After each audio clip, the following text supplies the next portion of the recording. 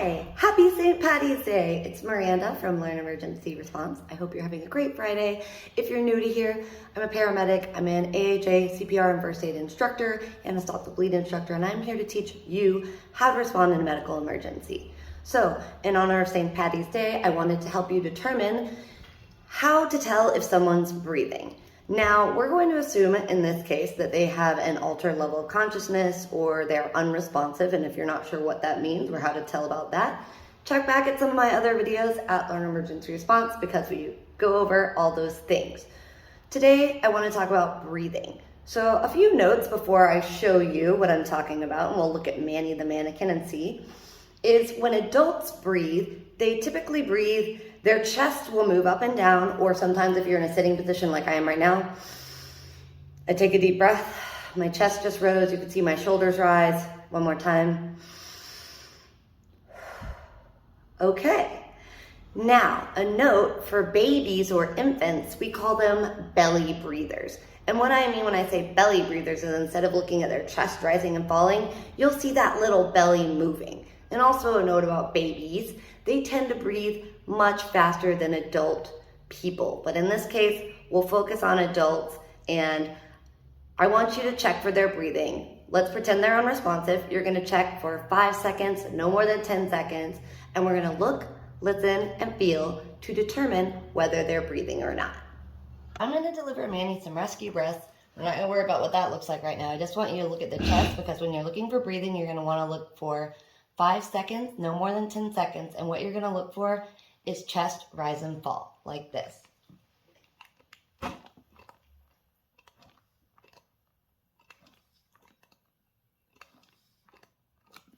If you're not seeing the chest rise and fall, again, we're looking 5 seconds, no more than 10 seconds. You can't tell, you can maybe try to listen. Do I hear them breathing? You could feel, put your hand there and see if you can feel that motion of the chest moving up and down. If you can't determine whether they're breathing within 5 to 10 seconds, you can go ahead and assume that they aren't breathing. So I'm going to deliver Manny a couple rescue breaths, and we're not going to worry about you delivering rescue breaths yet, but I want to talk about airway position.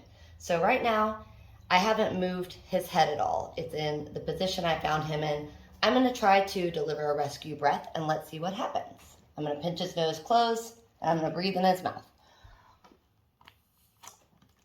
Did you notice how the chest didn't rise or fall? Well, that's because you have to make sure that you position the airway. So the way we're going to position is we're going to do what's called a head tilt chin lift. And from here, it'll look like this. Put your hand on their forehead, tilt it back, go under the chin, not on their neck. You don't want to choke them. They're not breathing already. So right under the chin, I like to use 1 or 2 fingers up, and then I'm going to keep my fingers under his chin. Now I'm going to pinch his nose and deliver a rescue breath. And you see how you get chest rise and fall with that. So make sure their airway's in a good position. If they're not moving air and you're not sure if they're breathing or not, you can try repositioning and see if they start to breathe and look for that chest rise and fall. Who knows? Since it is St. Patty's Day, I know some of you will be drinking. Please drink responsibly. By the way, if you're drinking, don't drink and drive. Get an Uber, get a cab, stay at home and imbibe, whatever you have to do, but please, please, please, be safe, be responsible. If you happen to have a friend, family member, whoever, who overindulges on this holiday, and maybe they fall asleep, okay? Let's talk about positional asphyxia. We just talked about, and that just means you can suffocate yourself if you pass out and you don't have good airway alignment. So remember how we did the head tilt chin lift, we tilted up Manny's head, we lifted his chin, and if they're not breathing, you can see if that helps them breathe, or if they're like snoring, you can try to reposition and see if that helps. Same thing. So if you have someone that passes out and they are in any position which puts their chin to chest, maybe they're in a chair and they're just, you can actually suffocate in this position. So it's very important if you have anyone like this, if you need to, try to get them to the floor. If you're able to wake them up and get them into a bed, anywhere where they can have a neutral alignment of their airway. Do not let them fall asleep sitting up with their chin to chest. Entirely dangerous, especially after drinking, because if they're in this position, 1, they can suffocate. 2, if they vomit, they can choke on their own vomit. So if you remember the video I did of Manny, we talked about the recovery position, which that is putting them on their side. So if they're laying down and you're worried that they might throw up while they're passed out, position them in a recovery position, put them on their side, and pad pillows or something behind their back so they can't roll back over flat on their back. And I'll put a little clip or a screenshot of Manny in that recovery position to show you. Call a recovery position.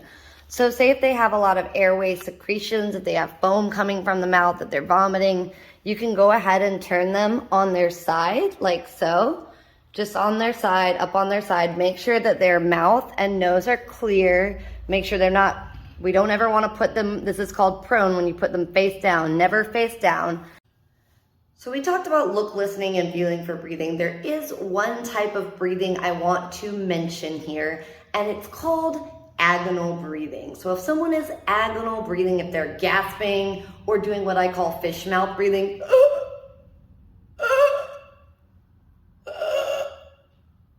that's not adequate breathing. If someone is breathing like this, that's not it. That's not going to sustain life. They are in danger. So if someone's breathing like that, if you are able, you feel safe enough, there's the ambulance.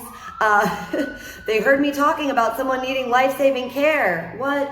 But if someone is agonal breathing, you want to either try to assist, if you're able, give them those rescue breaths. And definitely if they're breathing like that, call 911 immediately. They are in trouble.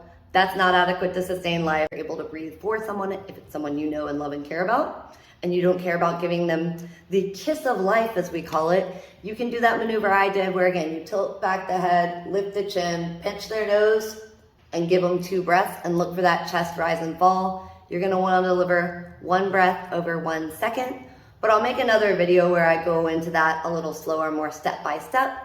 I just wanted to give you this information on this holiday because I know many people will be indulging, and I want everyone to please indulge safely. And as always, I hope this was helpful. Before I go, I wanted to give you one note on the seizure videos. If you watched those prior to this video, I did not put an actual video of anyone having a seizure because that's a really vulnerable moment for someone. It's difficult to watch, so you can find seizure videos wherever you watch videos, YouTube, TikTok, Instagram, hashtag seizure, hashtag grand mal, hashtag tonic clonic. You'll find them there. But just, be mindful. This is someone in a really vulnerable moment. It can be difficult to watch. That's why I didn't include it on my seizure education videos, but you're more than welcome to look at that on your own. And as always, hope this was helpful. Happy St. Patty's. Be safe, and let me know what other medical emergencies you want to learn how to respond to. Bye.